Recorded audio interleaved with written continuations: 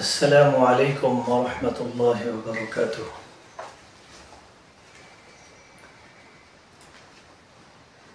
الحمد لله الذي جعل السماء سقفا محفوظا وجعل الأرض فراشا لأهلها،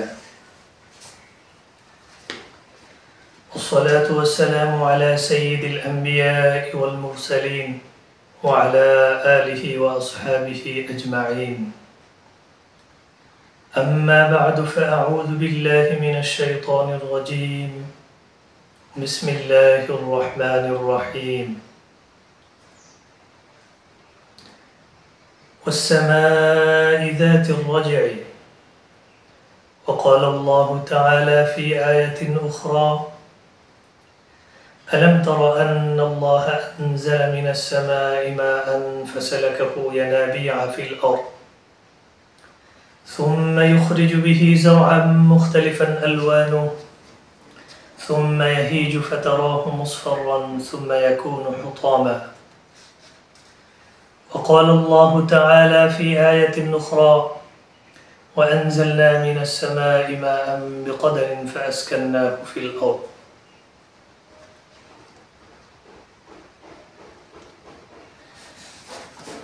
আজকে আমরা এই কিতাবটি আল-ইজাজুল ইলমি ফিল কুরআনিল কারীম,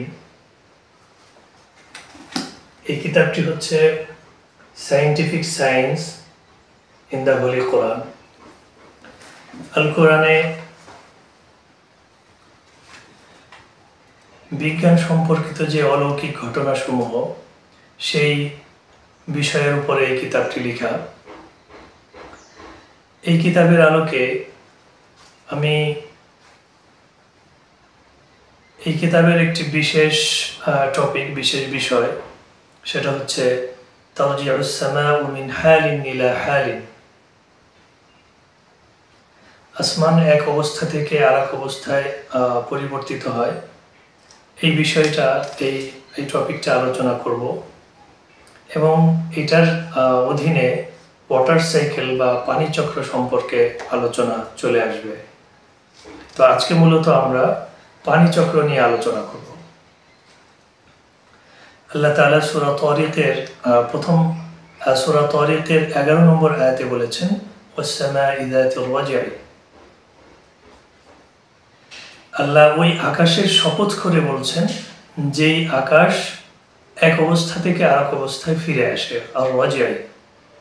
وقال ابن زيد: ترجع نجومها وشمسها وقمرها يأتين من هاهنا। এই ব্যাখ্যাটা ইবনে কাসির, তাফসীর ইবনে কাসিরের মধ্যে উল্লেখ আছে। সেটা হচ্ছে আসমান এক অবস্থা থেকে আরেক অবস্থায় ফিরে আসে। তারজিউস সামাউ মিন হালিন ইলা হালিন। এটার অর্থ কি? এটার অর্থ ইবনে কাসিরের ব্যাখ্যার আলোকে বলা যায় যে আকাশ আছে, সেই আকাশ এক অবস্থা থেকে আরেক অবস্থায় ফিরে আসে। মানে হচ্ছে আকাশে, আসমানে, মহাকাশে যে গ্রহ, নক্ষত্র, চন্দ্র, সূর্য যেগুলি আছে, সেগুলি এক অবস্থা থেকে আরেক অবস্থায় ফিরে আসে।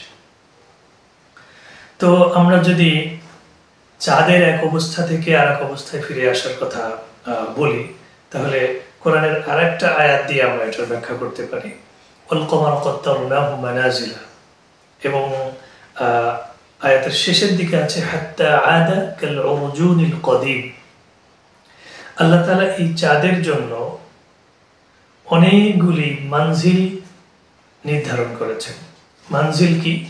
মানজিল অর্থ হচ্ছে নুজুলের জায়গা। চাঁদ যেই জায়গায় অবতীর্ণ হয়, চাঁদ যেই জায়গায় অবস্থান করে, সেই জায়গাকে মানজিল বলা হয়। তো আমরা জানি যে চাঁদ যখন মাসের শুরুতে ওঠে, তখন সেটা এরকম বাঁকা, কাঁচির মতো এরকম বাঁকা থাকে এবং সরু চিকন থাকে। এরপরে দ্বিতীয় দিনে চাঁদটা আরেকটু মোটা হয়, তৃতীয় দিনে আরেকটু বড় হয়, চতুর্থ দিনে আরেকটু বড় হয়। এভাবে বড় হতে হতে এক সময় গিয়ে 14তম রাতে গিয়ে, পূর্ণিমার রাতে চাঁদটা পরিপূর্ণ চাঁদ হয়, বড় চাঁদ হয়, লাইলাতুল বদর বলা হয় যেটাকে। এই পরিপূর্ণ চাঁদে এরপরে আবার পূর্ণিমার রাতের পরে আস্তে আস্তে চাঁদ আবার ছোট হতে শুরু করে। এভাবে মাসের 28তম দিনে গিয়ে চাঁদ আবার একেবারে ছোট হয়ে যায় এবং মাস যদি 30 দিনে হয় তাহলে শেষের 2 দিন আবার চাঁদ লুকায়িত থাকে। তাহলে এই যে চাঁদের এক অবস্থা থেকে আর এক অবস্থায় ফিরে আসা, এই বিষয়টা আমরা এখান থেকে বুঝতে পারলাম। আবার আমরা যদি বলি যে সূর্য এক অবস্থা থেকে আর এক অবস্থায় কিভাবে ফিরে আসে, আপনারা দেখবেন যে পূর্ব দিগন্তে যখন ভোরবেলা সূর্য ওঠে তখন সেই সূর্যের আলো খুব শান্ত থাকে, সেখানে তীব্রতা খুব কম থাকে, তাপ খুব কম থাকে। এরপরে যখন বেলা বাড়তে থাকে, সূর্য যখন মাথার উপরে আসে দ্বিপ্রহরে দুপুরের সময় প্রবল তেজস্বী তীব্র আলো বিশিষ্ট সূর্য হয়ে যায়। তখন সেই সূর্যের আলো খুব তেজস্বী হয়, অনেক বেশি তাপ থাকে।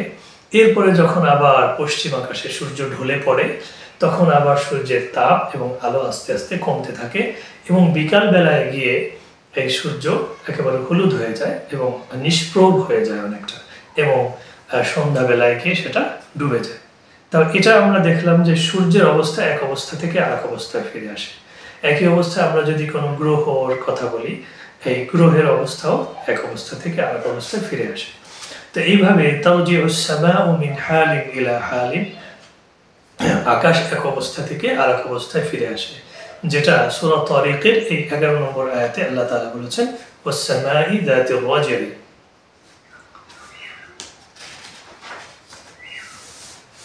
وقال ابن زيد الرجع مصدر رجوع الشمس والقمر والكواكب من حال إلى حال ومن منزلة إلى منزلة। যে বিষয়টা আমি এতক্ষণ বললাম যে এগুলো সব এই চন্দ্র সূর্য এক অবস্থা থেকে আরেক অবস্থায় ফিরে আসে এবং এক মঞ্জিল থেকে আরেক মঞ্জিলে তার অবস্থান পরিবর্তন করে। وقال ابن زيد قال الرجع الشمس القمر والنجوم يرجعن في السماء تطلع من حال وتغيب في أخرى। এখানেও ফাথুল কাদিরের 4 নম্বর খণ্ডের 499 নম্বর পৃষ্ঠায় এখানেও এটার ব্যাখ্যা এটাই বললেন যে এই আকাশ এক অবস্থা থেকে অন্য অবস্থায় পরিবর্তন হয়, এর অর্থ হলো আকাশে যে গ্রহ নক্ষত্র আছে সেটা এক অবস্থা থেকে আরেক অবস্থায় ফিরে আসে। পূর্ব দিগন্তে সেটা উদিত হয়, আবার পশ্চিম দিগন্তে গিয়ে সেটা অস্ত যায়। আবার চাঁদের ক্ষেত্রে বলেছে চাঁদ মাসের বিভিন্ন সময় বিভিন্ন অবস্থা পরিবর্তন করে। তো একটা আয়াতের মধ্যে যে ওয়াস-সামাই যাতির রাজি, যেটা আমি পড়লাম, তিলাওয়াত করলাম, তাফসীরে কাশফের 4 নম্বর খণ্ডে 273 নম্বর পৃষ্ঠায় এটার ব্যাখ্যায় বলেছেন আস-সামাই যাতির রাজি যাতুর রাজি আই যাতুল মাতারি لأنه يرجع كل عام ويتكرر وقال ابن عباس هو السحاب يرجع بالمطر।